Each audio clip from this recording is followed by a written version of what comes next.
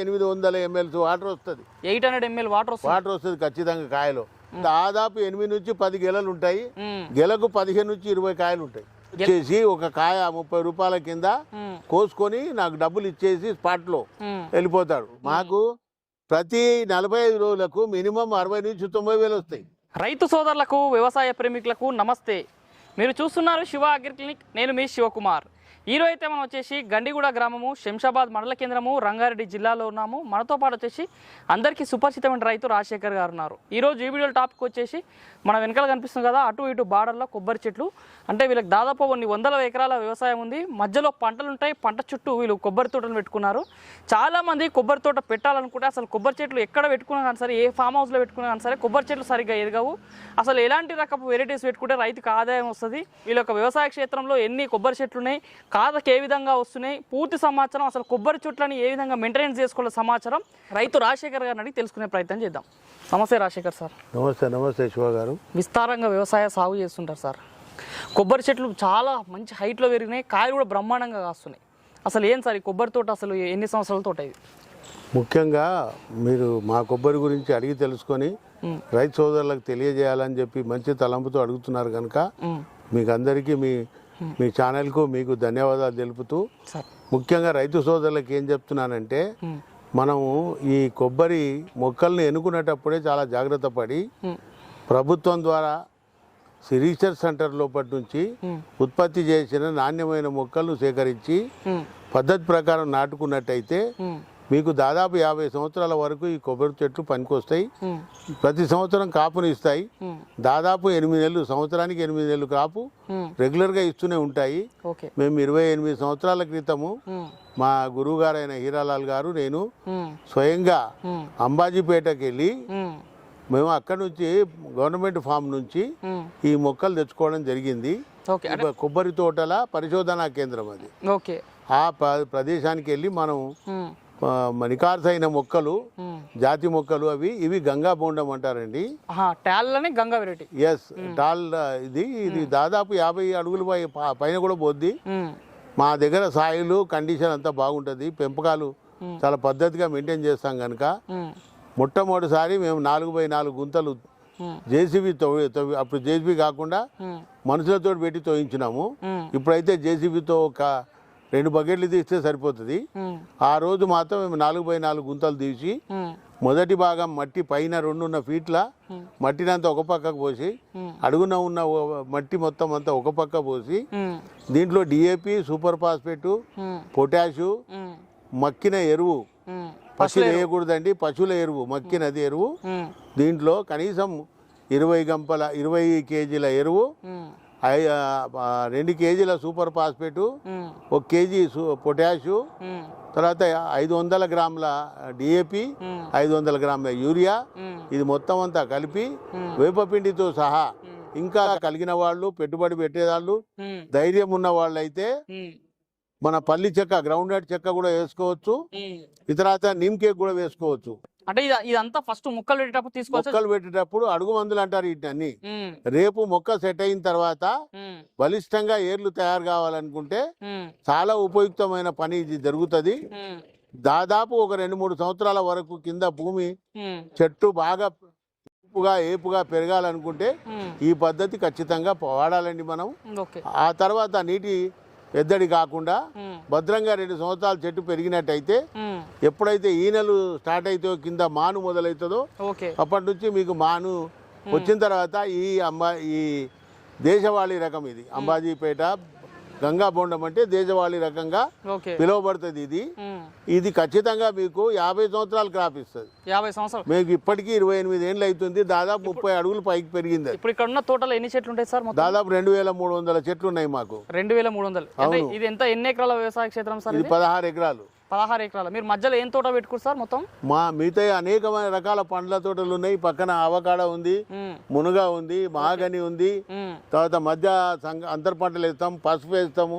అటు సర్పగంధ ఉంది, ఇటు గ్రాఫ్టెడ్ వంకాయ ఉంది, అటుపక్క టమాటా రుద్ర వెరైటీ వేసాము, 10 ఎకరాల మామిడి తోట ఉంది. ఇవన్నీ విరివిగా అన్ని రకాల పంటలు ఇందులో పండిస్తుంటాం మేము. పంటలకి బార్డర్ కొబ్బరి తోట ప్రతి బార్డర్ లో 40 ఫీట్ల వెడం పెట్టుకొని ప్రతి చెట్టుకు చెట్టు 15 ఫీట్ల అడుగులు పెట్టి మేము ఈ చెట్లు పెంచినామండి. ఇప్పటి వరకు మాకు ఏ రకమైన ఇబ్బందులు లేవు. సాలు సరి వాడే వచ్చేసి ఒక కాయ 30 రూపాయల కింద కోసుకొని నాకు డబ్బులు ఇచ్చేసి స్పాట్ లో వెళ్ళిపోతాడు. ఎవరికి అమ్ముతారు సార్ ఈ కొబ్బరికాయలు మీరు ఇక్కడ? మార్కెట్ లో బోండాలు అమ్ముకునే వాళ్ళందరూ వచ్చి వాళ్ళు వెహికల్ తెచ్చి చెట్టు ఎక్కి మొత్తం క్లీన్ చేసి ఆ కాయలన్నీ కోసుకొని లెక్కెట్టి డబ్బులు ఇచ్చిపోతారు సార్. ఒక కొబ్బరికాయకి ఎంత ఇస్తారు? 30 రూపాయలు. 30 రూపాయలు సైజ్ ఎంత ఉండదు, అది ఆ పనికొచ్చే సైజే వాడు కోసుకొని వాడు ఏదైతే కోసుకొని కిందికి తీస్తాడో వాటికే డబ్బులు తీసుకుంటాం మేము. వాడు వదిలిపెట్టిపోతాడో మళ్ళీ 45 రోజుల నాటికి మళ్ళీ వస్తాడు. అప్పటికల్లా మళ్ళీ డెవలప్ అయితే ఆ రోజు మళ్ళీ వస్తాడు. ఇప్పుడు 28 సంవత్సరాల కొబ్బరి చెట్టు అని చెప్తారు కదా, ఏంటి సార్ ఫస్ట్ మనం ఈ వెరైటీ పెట్టుకున్న తర్వాత ఎన్ని రోజులకి ఫస్ట్ ఈల్డింగ్ స్టార్ట్ అవుతుంది అసలు? ఇది 4 సంవత్సరాలకు మామూలుగా వచ్చినాయి 4-5 కాయలు. 5వ సంవత్సరాలకి ఖచ్చితంగా 3-4 గెలలు వేసుకుంటూ పోయింది. ఇప్పుడు ఎన్ని ఉంది సార్ పొజిషన్? ఇప్పుడు ఎన్ని గెలలు? దాదాపు 8 నుంచి 10 గెలలు ఉంటాయి. గెలకు 15 నుంచి 20 కాయలు ఉంటాయి. గెలకి 15 నుంచి 20 కాయలు తప్పకుండా. కాయ సైజ్ ఎట్లా వస్తుంది సార్? లావ్ సైజా మినీ సైజా? మినీ సైజ్ కాదు, లావ్ కిందే కౌంట్. దాదాపు 800 ml వాటర్ వస్తుంది. 800 ml వాటర్ వస్తుంది ఖచ్చితంగా కాయలో. స్వీట్ ఎట్లా ఉంది సార్ కాయ? వాటర్ చాలా రుచిగా ఉంటదండి. గంగా బోండం అంటే అసలు ఆంధ్ర తెలంగాణకి అది ఫేమస్ బ్రీడ్. అది చాలా మంది గంగా బోండం అంటే పడిచేస్తారు. వాటర్ తో పాటు లోపల కండ కూడా కొబ్బరి బ్రహ్మాండంగా వస్తుంది. కొబ్బరి శాతం కూడా ఎక్కువ ఉంటది. నీళ్లు చాలా ఏది సొలిస్టెడ్, అది ఒక రకంగా చెప్తే బలవర్ధకమైన నీళ్ళు అవి. అన్ని రోగాలకు అన్ని కాల్షియంకు అసలు పెట్టిందే పేరు. సమ్మర్ లో ప్రత్యేకించి గంగా బోండం వాటర్ తాగాలంటే అమృతోత్సవ సమానం అది. ఓకే, ఇంకొకటి సార్, అసలు చాలా మంది ఇప్పుడు మీరు బార్డర్లో పెట్టుకోరు, చాలా మంది రైతులకు కూడా ఒక ఆలోచన ఉంటుంది, మాకు అనేక రకాల మామిడి తోటలు ఉన్నాయి, బత్తాయి తోటలు ఉన్నాయి, మేము కూడా బార్డర్ పెట్టుకోవాలని బార్డర్ పెడతాం. కానీ పెట్టినమ్మడే చెట్టు తుపుక్కుమని సంవత్సరానికి ఎండిపోతుంది, ఆకులు ఎర్రగా అయిపోయి చెట్టు పెరుగుతలేదు. ఈ ప్రాబ్లమ్స్ ఎక్కువ మంది రైతులు చెప్తారు. ఏందుకు రీజనింగ్ కావచ్చు సార్? ఖచ్చితంగా కొబ్బరి తోట పెట్టినప్పుడు అప్పటి కాలం కాకుండా ఇప్పుడు వీడ్ షీట్ అనేది దొరుకుతుంది మనకు. గడ్డి కప్పేయడానికి కోసం వీడ్ షీట్ వస్తుంది. మల్చింగ్ షీట్ అయినా సరే అయితే చాలా కాలం ఉండేది ఉంటుంది కనుక వీడ్ షీట్ అయితే మీకు చాలా ఏళ్ళు నిలబడి ఉంటుంది. అది చెట్టుకు కేవలం ఒక ఫీట్ బై అడుగు 12 ఇంచులు రంధ్రం చేసి చెట్టుకు దొడిగేసి దాని చుట్టూ కవర్ అంతా కప్పేసి నీళ్లు గాలి దొరకకుండా ఉంటే వానపాములు పుట్టుకొస్తాయి, గడ్డి పెరగదు, చీడపీడలు రావు, నువ్వు ఈ చెట్టుకు వేరే రోగాలు తలగవు. కనుక అది వేసి పెంచుకోండి. లేదు మాకు ఆ డబ్బులు లేవు అవి చేయను అంటే చుట్టూ బ్రహ్మాండమైన దానికి కుండిక కట్టగట్టి మంచి అడుగులాగా చేసి ఆ మట్టి లూజ్గా బఫరింగ్ సాయిల్ అంటారు దాన్ని, అలా చేసి బుర్బురా జమీన్ అంటారు. అది అంటే పెడ్డలు లేనిది, గిడిసబారిపోయింది, నీరు విపరీతంగా నీళ్లు పెడితే బాగా పెరుగుతుందని విపరీతంగా నీళ్ళు ఇస్తారు. స్టార్టింగ్ 2 సంవత్సరాలు చాలా తక్కువ మోతాదులో నీళ్ళు ఇవ్వాలి. ఫస్ట్ మనం చెట్టు పెట్టుకున్న తర్వాత దానికి ప్రతి నెలకు ఒకసారి ఏదో ఒకటి నిమ్మి ఆయిల్ కానీ లేకపోతే ఫాలిడాల్ కానీ ఇతర క్రిమికీటకాలు సంబంధించే ఏ మందైనా సరే హల్కాగా కొట్టుకోవాలి. నెలకొకసారి కింద గడ్డి పడనియొద్దు, చెట్టు ఆటోమేటిక్ గా పెరుగుతుంది. నువ్వు ఏం స్ప్రే చేయకుండా ఉత్త వదిలేసి ఏ చెట్టు అయినా పెరగదు. గడ్డి కింద ఉండి స్ప్రే చేసినా నష్టమే, స్ప్రే చేసి కింద గడ్డి ఉంచినా నష్టమే. కనుక పైన స్ప్రే చేసుకోవాలి ఆకులు మధ్య ఉండడానికి. ఎందుకంటే ఏ చీడపీడలు ఆశించి తినేయకుండా ఆకులను భద్రం చేసుకోవాలంటే మనం కీటకనాశనలు వాడుకోవాలి. అప్పుడు చెట్టు మంచిగా వస్తుంది. కింద గడ్డి లేకుండా చేస్తే వానపాములు వస్తాయి, భూమి గుల్లబారుతుంది, మల్చింగ్ షీట్ వేయడం వల్ల కలుపు రాదు, లేబర్ ఖర్చులు తగ్గుతాయి, చెట్టు భూమి చల్లబడుతుంది, బ్రహ్మాండంగా చెట్టు ఎగురుతుంది. మీకు 1 సంవత్సరం 18 నెలలు దాటితే ఆటోమేటిక్ గా మట్టలు పుట్టుకొస్తాయి, కింద కుదురు స్టార్ట్ అవుతుంది. 1.5 సంవత్సరానికే కుదురు స్టార్ట్ అవుతుంది. 3 ఏళ్ల కల్లా క్రాప్ స్టార్ట్. మీరు చేసుకోవాలి. ఈ రోజు పెడితే వచ్చే సంవత్సరమే కొబ్బరి చెట్టు కాయాలంటే ఎట్లయితుందండి? కాదు. ఇంకొకటి సార్, దీని సందర్భంలో చాలా మంది ఉప్పేస్తారు చెట్లకి. కొబ్బరి చెట్లు అనగానే ఉప్పు శాతం ఉన్న భూములనే అనుకూలంగా ఉంటుంది, సముద్రం నీళ్లు ఇచ్చే మనకి ఏదైతే రివర్స్ పోతాయో అక్కడైతేనే కొబ్బరి చెట్లు మంచిగా వస్తాయి, వేరే దగ్గర పెడితే అసలు రాదు అని ఉప్పులు విపరీతంగా వేస్తారు. అసలు నిజంగా కొబ్బరి చెట్లకు ఉప్పు వేయాలా, అసలు ఏంది ఇది నేల వేయాలా? మొదటి 3 సంవత్సరాలు మాత్రం వేయకూడదు. ఫస్ట్ చెట్టు పెట్టినాక వేయొద్దు. చెట్టు పెట్టినప్పుడు ఉప్పు అసలే వేయకూడదు. ఎప్పుడైతే ఏర్లు విస్తరించి చెట్టు మాను ముందుకు పెరుగుతుంటదో అప్పుడు దాని ఏజ్ను బట్టి వేసుకుంటూ పోవాలి. 1/2 కిలో నుంచి మొదలుపెట్టి 2 కిలోల దాకా వేసుకోవచ్చు. ఎప్పుడు చెట్టు 3 సంవత్సరాలు మొదలైనాక. అంతకు ముందే వేసేసుకుంటే చెట్టు నాశనం అయిపోతుంది. మీరు ఇప్పుడు 28 సంవత్సరాల తోట కదా సార్, ఇప్పుడు కూడా వేస్తారా ఉప్పు? ఇప్పుడు కూడా వేస్తాం. ఎంత వేస్తారు ఇంత పెద్ద తోటకి మీరు? కేవలం 1.5 కేజీ వేస్తాం మనం. ఒక చెట్టుకి 1.5 కేజీ వేస్తారు అన్నట్టు. అంతే. ఓకే, కానీ ఉప్పు వేస్తే మంచిదే. ఓకే. ఎందుకంటే సీషోర్ల సముద్ర తీర ప్రాంతం లోపల ఆ హ్యూమిడిటీలో ఉప్పు ఉంటది కనుక అక్కడ చెట్లు ఉధృతంగా పెరుగుతాయి, క్రాప్ బాగా ఇస్తుంది అని చెప్పి సైంటిఫిక్ ప్రకారం మనకు తెలుసు. అది దాన్ని ఇక్కడ ఫుల్ఫిల్ చేయాలనుకుంటే మనం కృత్రిమంగా మనం స్వతహాగా తయారు చేసిన ఉప్పు, సముద్రపు నీటి నల్ల ఉప్పు వేయాలి. అది కూడా నల్ల ఉప్పు అంటే సైంధలవనం కాదు, కల్లు ఉప్పు అంటారు దాన్ని, రాళ్ళ ఉప్పు. ఈ పౌడర్ తీసుకొచ్చి టాటా ఉప్పు, మెరీదో, నిర్మా ఉప్పు అవి తెచ్చిపోయేద్దు. రాళ్ల ఉప్పు వెనకటికి సంచులాలు వస్తుండే సముద్రం నుంచి నేరుగా ఆ ఉప్పు మాత్రమే 1.5 కేజీ వేస్తే చాలు. ఇవన్నీ చెప్పినప్పటికీ మీరు అన్నట్టుగా గెలలు మంచి పడేటప్పుడు పిందెలు పడతాయి, చిన్న పిందెలు పడమంటే రాలిపోతున్నాయి, లేకపోతే కాయ సైజు ఇంత వచ్చిన నల్ల వచ్చి రాలిపోతుంది. ఏంది కారణం? దానికి ఏం చేయాలి?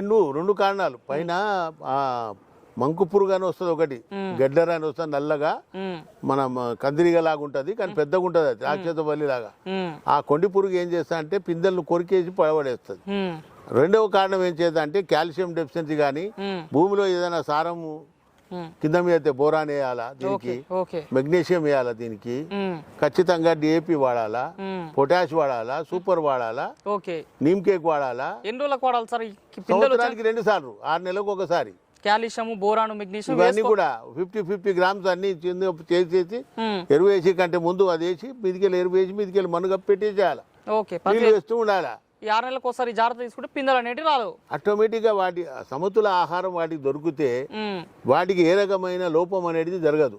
జరగకుంటే ఆకు ఎవరిదైతే ఏ రకమైన ఎండు రాకుండా గ్రీనిష్ గా ఉంటుందో ఆ చెట్టుకు బలిష్టంగా తయారైంది, ఆరోగ్యవంతమైన ప్లాంట్ ఇదని చెప్పొచ్చు.